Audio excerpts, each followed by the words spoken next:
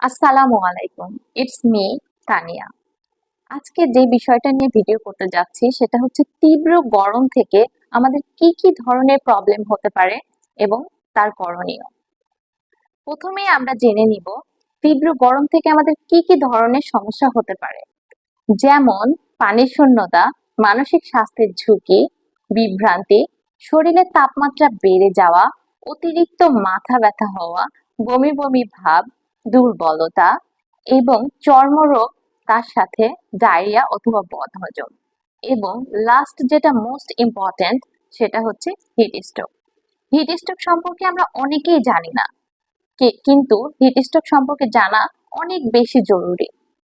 Heat stroke হয় সাধারণত তীব্র গরম থেকে, এবং এই সময় শরীরের তাপমাত্রা বেড়ে 104 ডিগ্রি হয়ে যায় এবং তার সঙ্গে থাকে তীব্র মাথা ব্যথা, বমি হওয়া, মাসেল ক্র্যাম্পস, দুর্বলতা, এবং লাস্টলি যেটা হয় সেটা হচ্ছে অচেতন হয়ে যায়।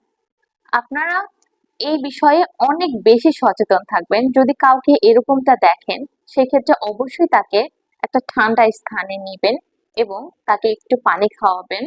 তার শরীর পারলে গোসল করিয়ে দিবেন। যদি গোসল করানোর মতো কোনো অপশন না থাকে, তাহলে পানি দিয়ে ভিজিয়ে দিবেন শরীরটা। তারপরে যদিও তার কন্ডিশনের কোনো রকম ইমপ্রুভমেন্ট না দেখেন, তাহলে অবশ্যই তাকে নিকটস্থ হসপিটালে নিয়ে যাবেন। এবারে আমরা জানবো অতিরিক্ত গরম থেকে রক্ষা পেতে আমাদের কি কি করণীয়।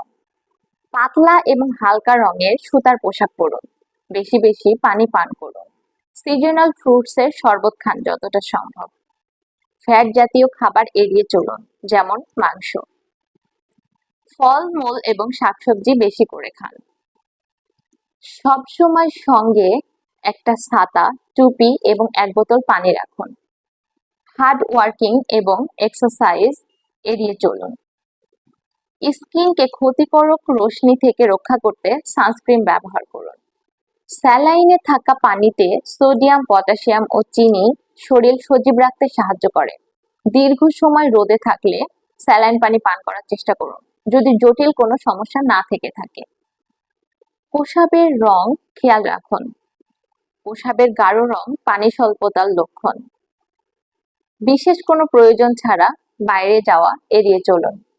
Thanks for watching my video, and ভিডিওটা বেশি বেশি করে শেয়ার করবেন, যেন আপনি একটি ভালো কাজের অংশীদার হতে পারেন। অনেকে আপনার এই ভিডিওটা দেখে উপকৃত হতে পারে। ধন্যবাদ।